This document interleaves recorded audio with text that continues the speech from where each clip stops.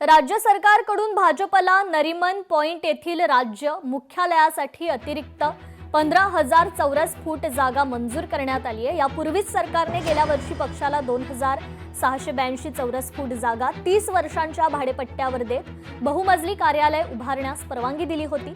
भाजप कार्यालयाच्या उजव्या बाजूस असलेली 15,000 चौरस फूट जागा पक्ष कार्यालयासाठी देण्यात आली असून 1 जानेवारी 2025 ते 31 डिसेंबर 2054 या कालावधीसाठी 30 वर्षांचा भाडेपट्टा करार करण्यास मान्यता आहे।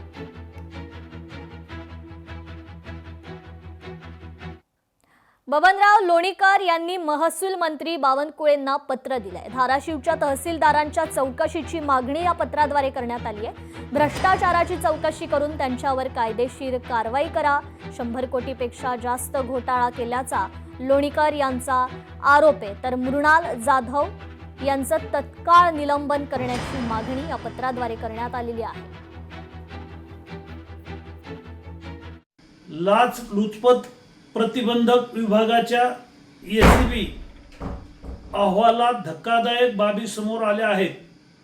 100 कोटीपेक्षा अधिक बेहिशोबी मालमत्ता जमा केल्याचा आरोप आहे। त्यांच्या सर्व मालमत्तेची चौकशी करावी, तातडीने एफआर करावा, सर्व बेकायदेशीर आकर्षक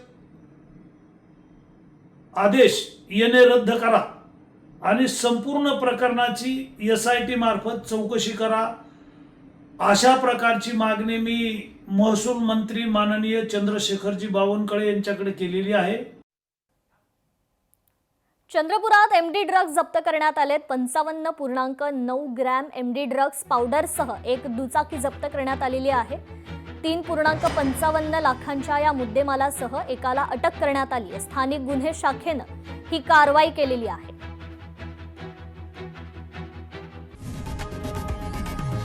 लोकशाही मराठी ऐका, पहा, जागरूक रहा।